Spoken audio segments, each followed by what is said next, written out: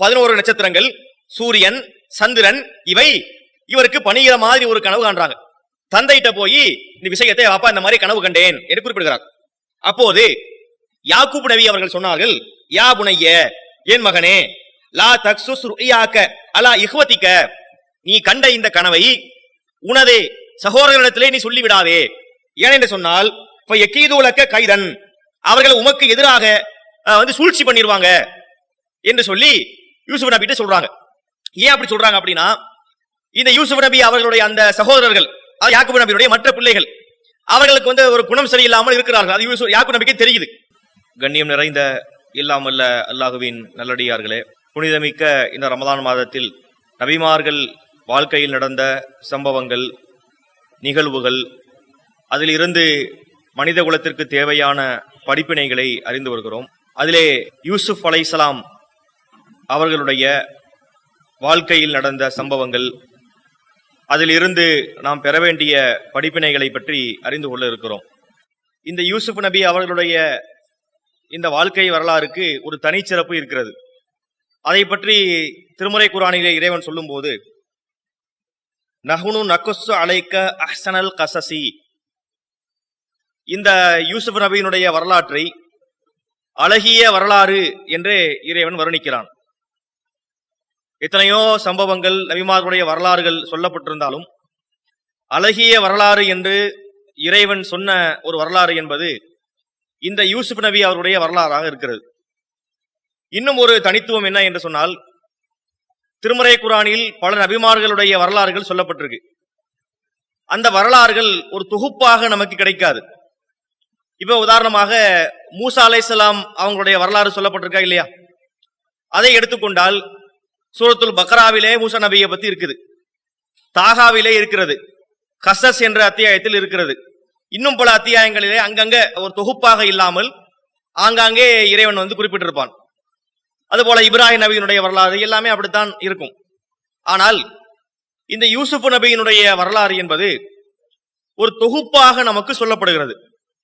திருமறை குர்ஆனிலே 12வது அத்தியாயமாக இருக்கக்கூடிய சூரத்துல் யூசுப், அந்த அத்தியாயத்தில் 100 வசனங்களுக்கும் மேலாக வரிசையாக, இடையில வேற எதுவுமே வராது. யூசுப் நபியின் ஆரம்பித்ததுல இருந்து அவரை பற்றி உள்ள பேச்சை முடிக்கிற வரைக்கும் வேற போதனைகளோ, வேறு சட்டங்களோ, வேற நபிமார்களை பற்றிய விஷயங்கள் எதுவுமே உள்ள அல்லாஹ் குறிப்பிடவில்லை. ஒரு தொகுப்பாக நமக்கு இறைவன் சொல்லி இருக்கிறான். இதுவும் நாம் கவனிக்க வேண்டிய விஷயம். இன்னொரு விஷயம் என்ன என்று சொன்னால், ஒரு நெடிய வாழ்க்கையை நமக்கு குறிப்பிடுகிறான். அவனுடைய குழந்தை பருவம் முதல், யூசுப் நபியினுடைய குழந்தை பருவம் முதல் ஒரு நீண்ட வரலாறை நமக்கு முழுமையாக இறைவன் குறிப்பிட்டு காட்டுகிறான். அடுத்ததாக அந்த வரலாறை நாம் படிக்கும் போது ரொம்ப லேசாக புரியக்கூடிய ஒரு வரலாறாகத்தான் இருக்குது. இந்த மாதிரி ஒரு பயான் பண்ணாவிட்டாலும் கூட நீங்களே குர்ஆனை எடுத்து சூரத்துல் யூசுஃபை நீங்கள் படித்து பார்த்தால் யூசுப் நபியினுடைய அந்த வரலாறை நம்ம முழுமையாக நம்ம தெரிந்து கொள்ள முடியும். பரவலாக அதிகமான மக்களுக்கு இந்த சம்பவங்கள் தெரியவும் செய்யும். யூசுப் நபியினுடைய வரலாறை பற்றி ஓரளவுக்கு மக்கள் தெரிந்து வைத்திருக்கிறார்கள். இதெல்லாம் நாம் அந்த வரலாறுகளை பற்றி தெரிந்து கொள்கிறோம். அடுத்ததாக யூசுப் நபி அவர்களுக்கு என்று சில தனித்துவங்கள் இருக்கிறது. அது என்ன என்று சொன்னால், இவர்கள் இருந்த அந்த பாரம்பரியம் மிகப்பெரிய பாரம்பரியம். இப்ராஹிம் நபியினுடைய அந்த வழித்தோன்றலிலே யூசுப் நபி வருகிறார்கள். அதை பற்றி கூட நபிகள் நாயகம் சொல்கிறார்கள், அல் கரீம் இப்னுல் கரீம் இப்னுல் கரீம் இப்னுல் கரீம், அதாவது கண்ணியமானவருடைய மகனான, கண்ணியமானவருடைய மகனான, கண்ணியமானவரின் மகனான கண்ணியமானவர், அப்படி வரிசையா போறாங்க.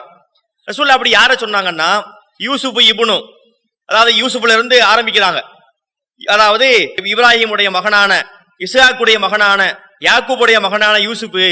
அப்ப இவங்க எல்லாம் கண்ணியமானவர்கள் என்று நபிகள் நாயகம் அவர்களை நமக்கு சொல்லி காட்டியிருக்கிறாங்க. அப்ப அந்த பாரம்பரியத்தில் நீங்கள் எடுத்துக்கொண்ட வரிசையாக இறை தூதர்களாக இருந்தார்கள். அந்த ஒரு சிறப்பும் இந்த யூசுப் நபி அவர்களுக்கு இருக்கிறது. அதே போன்று இந்த யூசுப் நபி அவர்கள் கற்பொழுக்கம் உள்ள ஒரு மனிதராக இருந்தார். அது அந்த வரலாறுல சொல்லப்படுது. சிறிய வயதில் இருந்தே ஒரு புத்தி கூர்மையோடு இருந்தார். அந்த மாதிரி விஷயங்கள், பக்குவம் பெற்றவராக இருந்தார். அந்த மாதிரியான விஷயங்கள் அவங்க வரலாறுகள்ல நமக்கு சொல்லப்படுகிறது. அடுத்ததாக கற்பொழுக்கத்திற்கு ஒரு எடுத்துக்காட்டாக இவர் திகழ்ந்திருக்கிறார். ஒரு கற்பை பேணி பாதுகாப்பதிலே ஒரு சிறந்த ஒரு மனிதராக இவங்க வாழ்ந்தாங்க என்பதெல்லாம் இவங்களுக்கு உரிய அந்த தனிச்சிறப்புகளாக இருக்கிறது. அப்ப இந்த யூசுப் அலைஹிஸ்ஸலாம் அவங்களுடைய வாழ்க்கையை நம்ம படிக்கக்கூடிய நேரத்தில் அதுல நமக்கு நிறைய பல படிப்பினைகளை நம்ம புரிந்து கொள்ள முடியும். இப்ப நம்ம அந்த சம்பவத்துக்குள்ளே நம்ம வர இருக்கிறோம். இந்த யூசுப் அலைஹிஸ்ஸலாம் அவங்களுடைய தந்தை யாக்கூப் அலைஹிஸ்ஸலாம், அது நமக்கு தெரியும். இப்போ இறைவன் திருமறை குர்ஆனிலே சூரத்துல் யூசுப்ல அது எப்படி நம்ம இப்ப அறிந்து கொள்ள இருக்கிறோம். நஹ்னு நகுஸ்ஸு அலைக்க அஹ்ஸனல் கஸஸி பிமா அவ்ஹைனா இலைக்க ஹாதல் குர்ஆன். முஹம்மதே, இந்த குர்ஆனை நாம் உமக்கு அறிவித்திருப்பதன் மூலமாக ஒரு அழகான வரலாறை, அதாவது அஹ்ஸனல் கஸஸ் என்று சொன்னால் மிக ஒரு அழகான வரலாறை நாம் உமக்கு கூற இருக்கிறோம் என்று குறிப்பிடுகிறான்.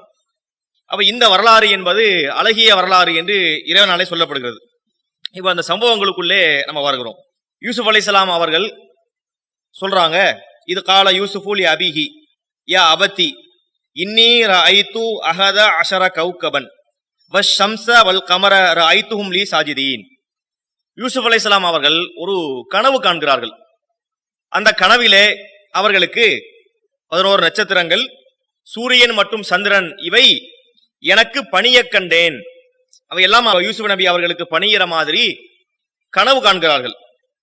இதை போய் அவங்க யார்கிட்ட சொல்றாங்க அப்படின்னா, இது கால யூசுஃபு லி அபிஹி, தன் தந்தை இடத்திலே, தன்னுடைய தந்தை யாக்கூப் நபி இடத்துல போய், என் தந்தையே, எனக்கு இந்த மாதிரி ஒரு கனவு வந்துச்சு, அந்த கனவுல 11 நட்சத்திரங்களை பார்த்தேன், ஒரு சூரியன் சந்திரனை இவை அனைத்துமே எனக்கு அதாவது பணியுமாறு நான் கனவிலே கண்டேன் என்று குறிப்பிடுகிறார். இதுல இன்னொன்னு என்ன நம்ம கவனிக்க வேண்டும் என்று சொன்னால், இந்த கனவு என்பதை பற்றி நாம் ஒன்றை புரிந்து கொள்ள வேண்டும். ஏனென்று சொன்னால், இஸ்லாமிய மார்க்கத்தின் பெயரால் மார்க்கத்திலே இல்லாத பல காரியங்களை சமுதாயத்திலே சொல்லி அதன் மூலமாக பல ஆதாயங்களை அடைய நினைக்கக்கூடியவர்கள் கனவை சொல்லித்தான் மக்களை வழிகெடுக்கிறார்கள். அது பேய் பிசாசு நம்பிக்கையாக இருக்கலாம், தர்கா வழிபாடு, தரிகா வழிபாடு போன்ற மார்க்கத்திற்கு விரோதமான அந்த நிலைப்பாடுகளிலே அவர்கள் மக்கள் மத்தியிலே தங்கள் கருத்தை விதைப்பதற்காக ஒரு கனவைத்தான் ஆதாரமாக காட்டுவார்கள். ஒரு பெரியார் இருந்தார், அவருக்கு கனவுல எப்படி வந்தது, அவருக்கு கனவுல அப்படி வந்தது என்று கனவுகளை கொண்டு தான் மக்களை வழிகெடுக்கக்கூடிய காட்சியை பார்க்கிறோம்.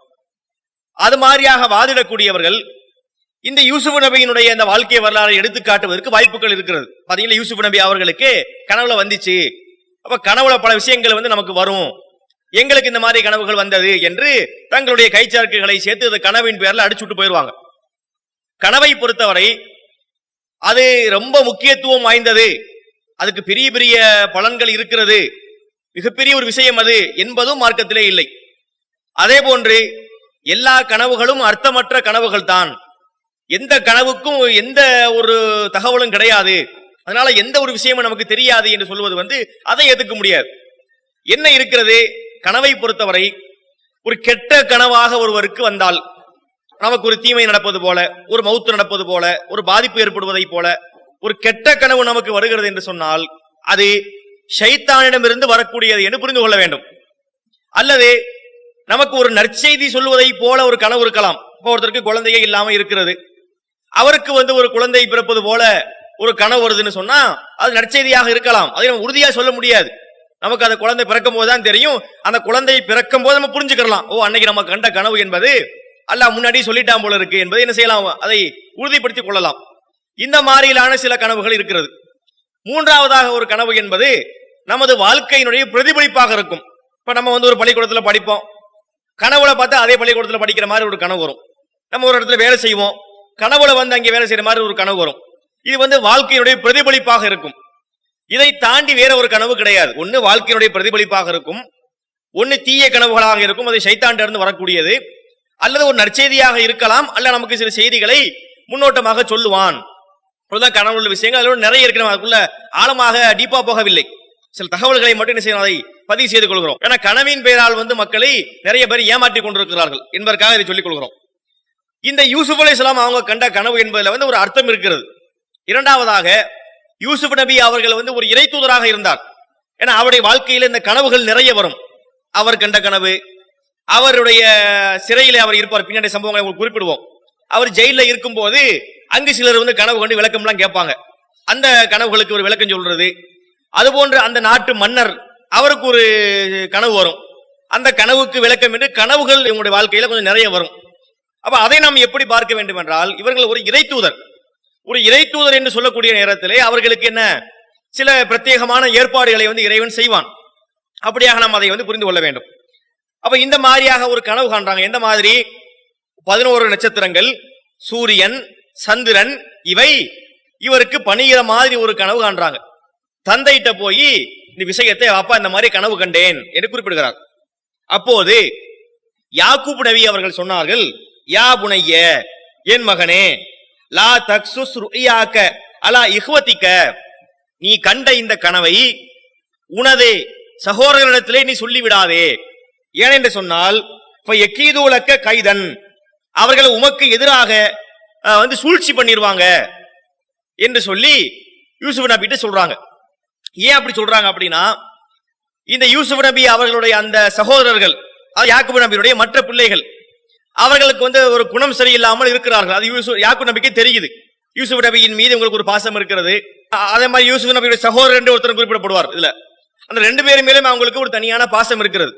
இந்த 2 பேர் மீதும் பாசம் காட்டுவது என்பது அந்த மற்ற சகோதரர்களுக்கு பிடிக்கவில்லை. அந்த பொறாமையில சில விஷயங்கள் செய்வாங்கல்ல, அதை ஒரு தந்தையால் புரிந்து கொள்ள முடியும். ஒரு தந்தையினால் தன்னுடைய பிள்ளைகளை பார்க்கக்கூடிய நேரத்திலே ஒரு முகம் என்பது அகம் காட்டும் என்று சொல்லுவார்கள். அப்படியே உள்ளத்தில் உள்ளதை பார்க்க முடியாட்டாலும் கூட சில முக பாவனைகள், அதை வைத்துக்கொண்டு சில விஷயங்களை புரிந்து கொள்ள முடியும். செயல்பாடுகளை அன்றாடம் கவனிப்பாங்கல்ல ஒரு தந்தை. அந்த அடிப்படையிலே இந்த யாக்கூப் நபி அவர்களுக்கு தெரிகிறது, இவர் இந்த கனவை போய் சகோதரர்கள்ட்ட சொன்னார்னா அவங்க ஏதாவது சூழ்ச்சி பண்ணிடுவாங்க, இவருக்கு ஏதாவது பாதிப்பு உண்டாயிரும் என்ற அடிப்படையிலே நீ இந்த கனவை உன்னுடைய சகோதரர்கள்ட்ட சொல்லாத என்று குறிப்பிடுகிறார். இறைவன் குறிப்பிடுகிறான், கதாலிக்க எஜிதபீக்க ரப்புக்க வயு அல்லிமுக்க மீன் தாவிடில் அஹாதீசி, இவ்வாறே உன்னை இறைவன் தேர்வு செய்கிறான், பல்வேறு செய்திகளுடைய விளக்கத்தையும் உனக்கு கற்றுத்தருவான். இது யாரு சொல்றா? யாக்கூப் நபி அவர்கள் சொல்கிறார்கள். மகன் யூசுப் நபி சொல்றாங்க. என்ன சொல்றாங்கன்னா, மகனே, இந்த விஷயம் மட்டுமல்ல, அல்லாஹ் உனக்கு பல்வேறு விஷயங்களை சொல்லி தரப்போகிறான், பல விளக்கங்களை உனக்கு கற்றுத்தரப் போகிறான். உன்னுடைய தந்தையரான இப்ராஹிம் அலைஹிஸ்ஸலாம், இஸ்ஹாக் அலைஹிஸ்ஸலாம் அவர்களுக்கு அல்லாஹ் தன்னுடைய அருளை முழுமைப்படுத்தியது போலவே உனக்கும் தனது அருளை இறைவன் முழுமைப்படுத்துவான் என்றெல்லாம் தனது மகன் யூசுப் நபி அவர்களுக்கு யாக்கூப் அலைஹிஸ்ஸலாம் அவர்கள் இந்த விஷயங்களை போதிக்கிறார்கள். அடுத்ததாக இறைவன் குறிப்பிடுகிறான், லக்கது கானபி யூசுஃப வ இஹ்வதிஹி ஆயாத்துன் லிஸ்ஸாயிலின், கேட்கக்கூடிய மக்களுக்கு யூசுஃபிடத்திலும் அவங்களுடைய சகோதரர்களிடத்திலும் நிறைய படிப்பினைகள் இருக்கிறது. ஆயாத்துன்னு சொல்றான் அல்லாஹ். ஆயாத் என்று சொன்னால் படிப்பினைகள். இந்த யூசுப் நபியினுடைய வரலாற்றிலே அவருடைய சகோதரர்கள் சேர்ந்து வாழ்ந்தாங்களே, அந்த சம்பவங்களிலே கேட்கக்கூடிய மக்களுக்கு ஏராளமான படிப்பினைகள் இருக்கின்றன என்று இறைவன் குறிப்பிடுகிறார். நிறைய உண்மையிலே நம்ம படிக்கக்கூடிய நேரத்தில் நமக்கு நிறைய படிப்பினைகள் இதுல இருக்கிறது. அடுத்ததாக நம்ம என்ன பார்க்கிறோம் என்று சொன்னால், இந்த யூசுப் நபி அவர்களும் அவருடைய இன்னொரு சகோதரரும் யாக்கூப் அலைஹிஸ்ஸலாம் அவர்களுக்கு நெருக்கமானவராக இருக்கிறார்கள். ஒரு தனி பாசம் அவர்களுக்கு இருக்கிறது. இந்த பாசத்தின் காரணத்தினால் மற்ற பிள்ளைகள், யாக்கூப் நபியினுடைய மற்ற பிள்ளைகளுக்கு அது பொறாமையாக வெளிப்படுகிறது. அதை அவங்க வார்த்தைகளை குறிப்பிடுறதை நம்ம பார்க்கிறோம். இது காலு, அவர்கள் பேசிக் கொள்கிறார்கள். யாரு? யூசுப் நபியினுடைய சகோதரர்கள் பேசிக் கொள்கிறார்கள். இது காலு, அவர்கள் பேசிக் கொண்டார்கள். யூசுஃபு வ அஹூஹு அஹப்ப இலா அபீனா மின்னா, அதாவது யூசுஃபும் அவருடைய இன்னொரு சகோதரரும் நம்மை விட நம்முடைய தந்தைக்கு மிகவும் விருப்பமானவர்களாக இருக்கிறார்கள். நம்ம தந்தை பாருங்க, நம்ம அவருடைய பிள்ளைகளாக இருக்கிறோம், ஆனா அந்த 2 பேரை மட்டும் ரொம்ப நேசிக்கிறாரு, நம்மை விடவும் அவர்களை கூடுதலாக விரும்பக்கூடியவராக இருக்கிறார் என்று சொல்லிவிட்டு, இன்னா அபானா லஃபீ தலாலிம் முபீன், நம்முடைய தந்தை பகிரங்கமான வழிகேட்டில் இருக்கிறார். நம்ம யாரை சொல்றாங்கன்னு புரிஞ்சுக்கிறோம். யாக்கூப் நபியை சொல்றாங்க. இவங்களுக்கு பொறாமை ஏற்பட்ட காரணத்தினால் அடுத்தவர்கள் மீது ஒரு பழி போடுறாங்க. இது நீங்க இயற்கையாக பார்க்கலாம். ஒரு பொறாமை கொண்ட ஒரு மனிதன் பொறாமை என்பது மிக மோசமான குணம். அதனால்தான் மார்க்கம் அதை தடுத்து இருக்கிறது. பொறாமை சில விதிவிலக்காக சில விஷயங்களை தவிர, லா ஹசத இல்லா ஃபித்னத்தைனி, 2 விஷயங்கள் பொறாமைன்னு சொன்னாங்களா இல்லையா, அது விதிவிலக்காக உள்ள விஷயங்கள். பொதுவாக பொறாமை என்பது ஒரு மனிதனை அழித்து விடும்.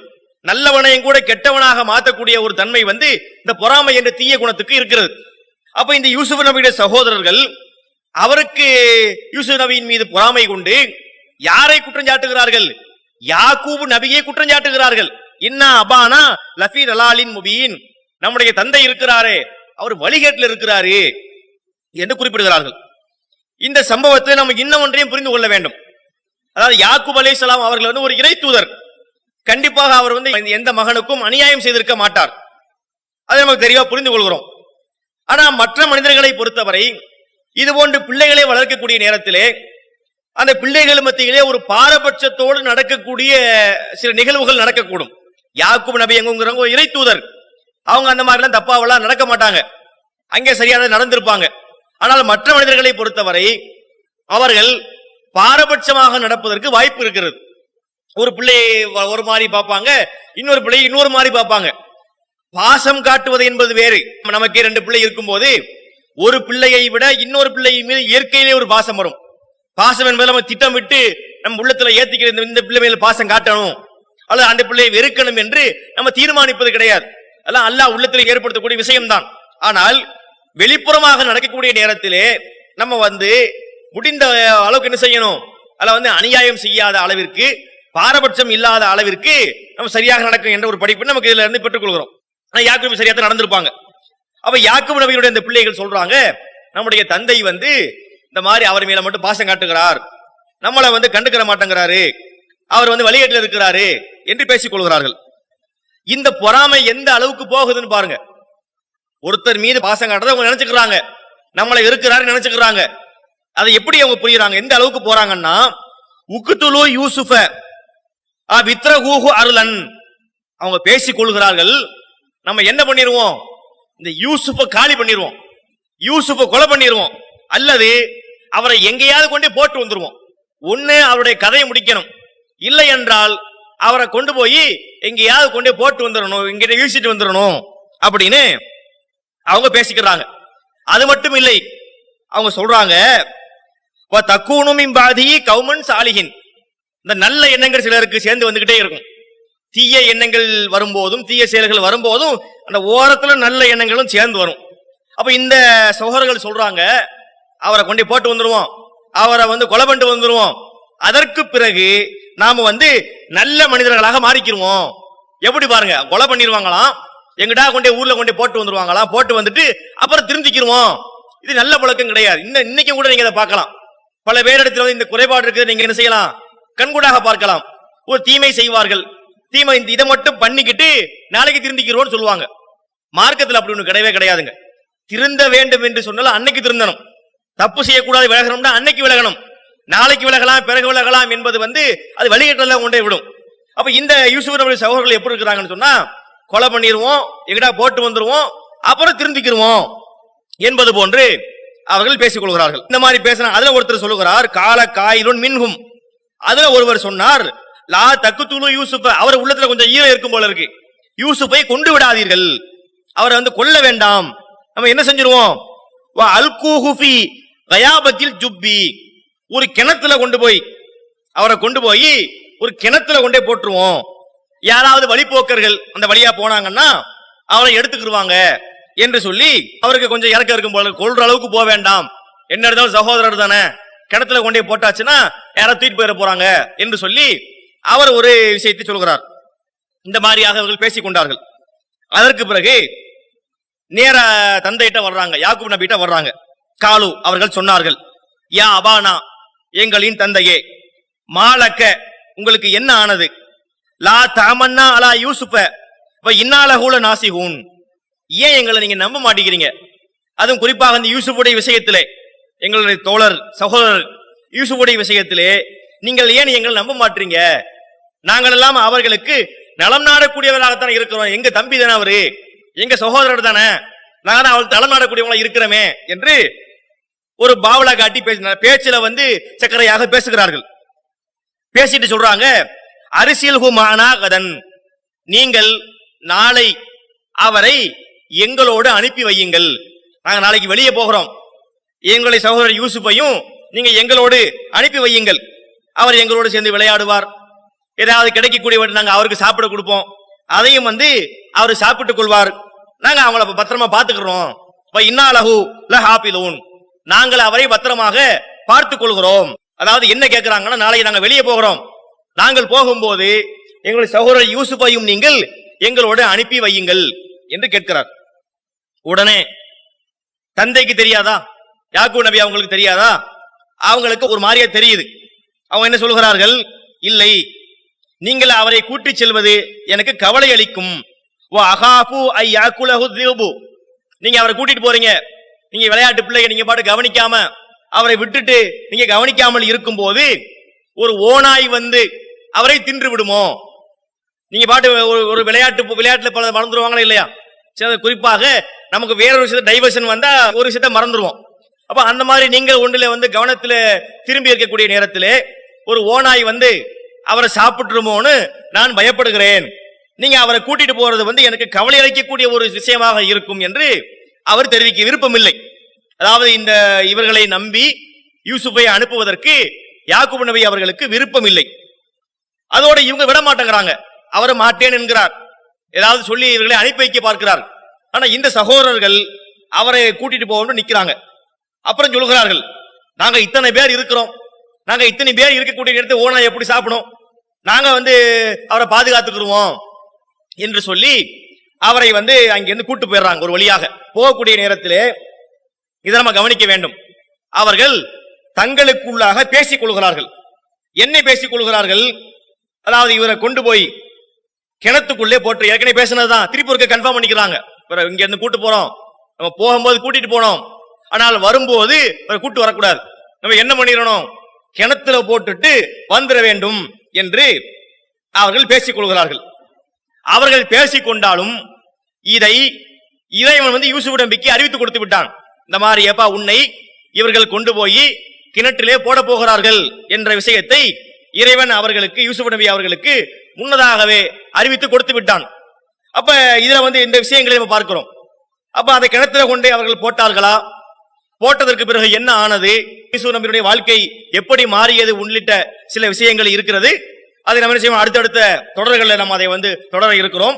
அப்ப நாம் இன்று சொன்ன செய்தியிலே இந்த யூசுப் நபி அவங்களுடைய வரலாறு ஒரு அழகான வரலாறு, அவங்களுடைய பாரம்பரியம் ஒரு சிறந்த ஒரு பாரம்பரியம், இப்ராஹிம் நபி அவங்களுடைய வழித்தோன்றலில் அவங்க வந்திருக்கிறாங்க என்பதை நம்ம பார்க்கிறோம்.